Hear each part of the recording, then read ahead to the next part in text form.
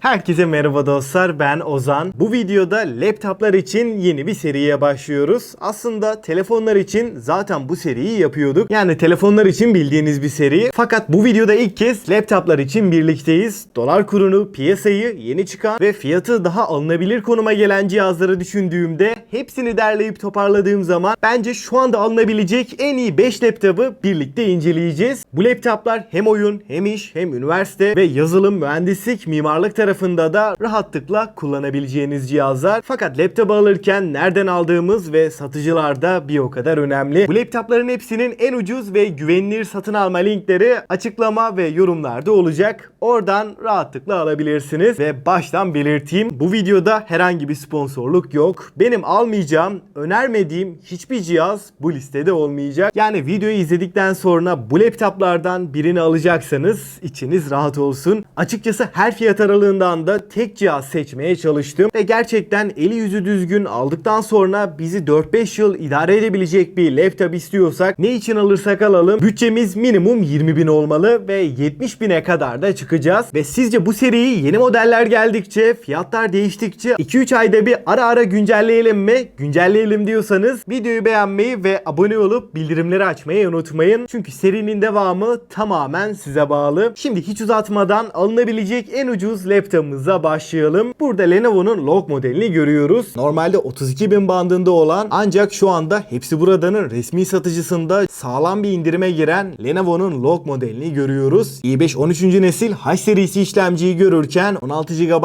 DDR5 8x2 5200 MHz RAM'lerle gelirken 512 SSD ve RTX 4050'nin 95 Watt'lık versiyonuyla karşılaşıyoruz. Kasa yapısı ve tasarım açısından da gayet sade ve kaliteli bir laptopla beraberiz. Tek renk beyaz aydınlatmasıyla performansı yüksek ancak oyuncu laptopu olduğunu çok belli etmesin diyorsan Lenovo'nun Log modeli hem tasarım hem performans hem de soğutma yönünde düşündüğümde bu fiyat bandının açık ara en iyisi. Ama alacaksanız bence hiç ertelemeyin derim. Çünkü gerçekten çok sağlam bir indirimde ve bu fiyatlarda çok fazla kalacak bir laptop değil. 144 Hz tazeleme, %100 sRGB renk gamutu ve 350 nit maksimum parlaklığıyla sadece donanım olarak değil ekran kalitesi yönünde de sağlam laptop. Normalde 30.000'in altına çok fazla düşmeyen bir laptop ve şu an 28.000'e kaçırılmayacak bir laptop diyebilirim. Bütçenizde 25-30.000 bandındaysa bu laptop kesinlikle favorim. İkinci sırada 30 ile 40.000 bandında performansı, soğutması, ekran kalitesi ve uzun ömürlük tarafını düşündüğümde alınabilecek en mantıklı laptop Nitro 16'yı görüyoruz. Ryzen 7 7. nesil performans serisi işlemciyi görürken 16 GB çift kanal RAM'ler, 512 SSD ve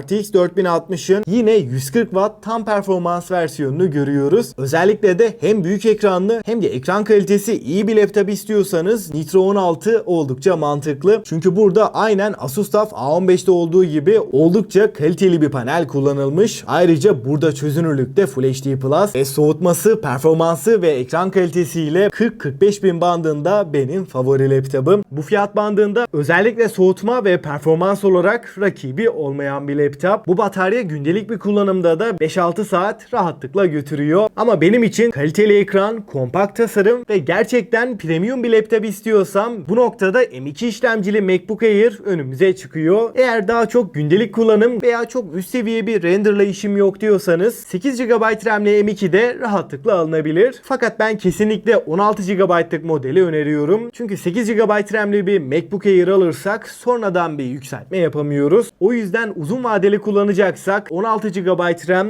çok mantıklı. 2K çözünürlük ve Apple'ın Retina IPS paneliyle gelirken tamamen alüminyum kasa ve 10 saate varan pil ömrüyle beraber bu laptopu bir iPad gibi de kullanabiliyoruz. Yanınızda sanki bir iPad taşıyor gibi MacBook'u kullanabilirsiniz. Kompaktlık sizin için birinci öncelikse MacBook Air çok mantıklı ve zaten MacBook tarafına ayrı bir videoda derinlemesine dalacağız. Ama önerdiğim MacBook'ları da bir liste yapıp linkini açıklamaya koyarım. 4. sırada 50.000 bütçeyle benim tartışmasız favorim yani Asus TUF A15'i görüyoruz. Bu laptopun 2024 versiyonu olduğunu söyleyeyim. Bunun bize ne artısı var derseniz hem soğutma sistemi hem de Ryzen 9 8. nesil yapay zeka destekli işlemci bu laptopu kesinlikle öne çıkarıyor. Ryzen 9 8945H gibi en güncel ve en performanslı Ryzen işlemcilerden birini modelini görüyoruz ve bu işlemci bir önceki nesle göre %20 daha hızlı ısınıyor. Oyunlarda da render tarafında da ısınma problemi yaşatmayan bir laptop. RTX 4070'in 140 Watt'lık tam performans versiyonuyla karşılaşıyoruz ve burada ekran kartının gücünden tam olarak yararlandığımız Advanced Optimus desteği de bulunuyor. 16 GB RAM 8x2 4800 MHz olarak gelirken 15.6 inç Full HD 144 Hz IPS %100 sRGB olmasıyla renkleri olduğu gibi veriyor. Yani ekran kalitesi olarak da Photoshop, video edit gibi işlerle uğraşıyorsanız bu ekran kesinlikle yeterli olacaktır. Oyun tarafında da Ryzen 9 ve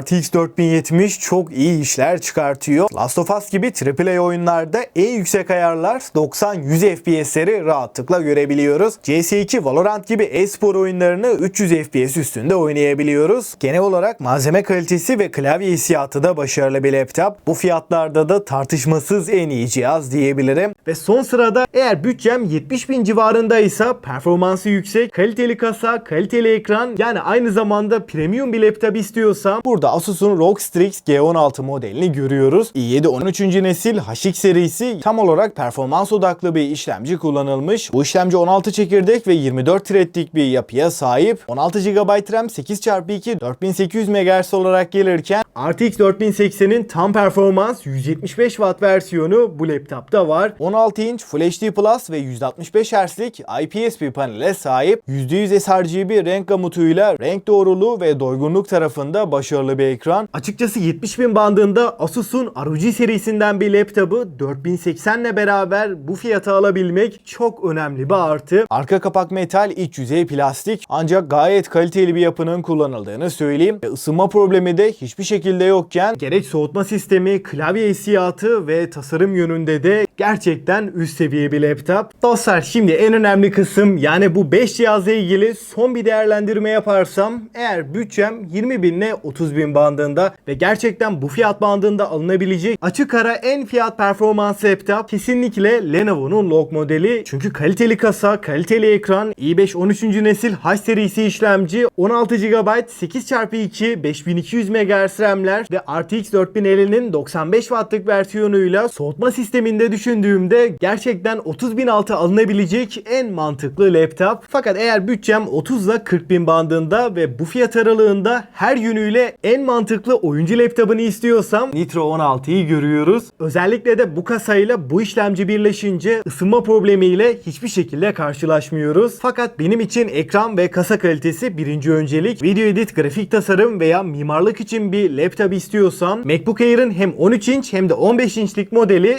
çok mantıklı. Bu fiyat bandında da özellikle render ve ekran kalitesini düşündüğümde kesinlikle rakipsiz bir laptop diyebilirim. Ama bütçem 50.000 bandındaysa tartışmasız Asus TUF A15'i alırdım. Çünkü %100 sRGB G-Sync destekli ekranı, Ryzen 9 8. nesil işlemcisi ve RTX 4070'in 140 Watt'lık versiyonuyla tam olarak bir fiyat performans canavarı. Bütçem 70.000 bandındaysa da hiç düşünmeden Asus'un ROG Strix G16 modelini alırdım. Full HD Plus 16 inç 165 Hz ekranı, RTX 4080'in 175 Watt'lık versiyonunu bu kasada özellikle de bu fiyata alabilmek gerçekten muazzam. Ama bu fiyatlarda çok kalacak bir laptop değil. Özellikle de bu bütçede 4080'li bir laptop arıyorsak bence kesinlikle kaçırmayın derim. Açıkçası listeye de genel anlamıyla baktığımda bu laptopların hepsi fiyatlarını da düşündüğümde her anlamda en iyi laptoplar diyebilirim. Ve bu laptopların hepsinin en ucuz ve güvenilir satın alma linkleri açıklama ve yorumlarda var. Oradan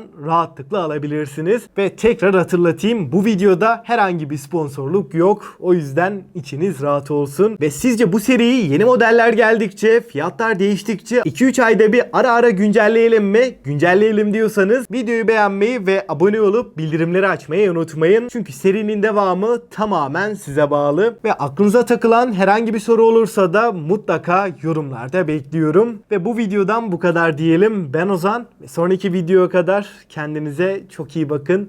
Hoşça kalın.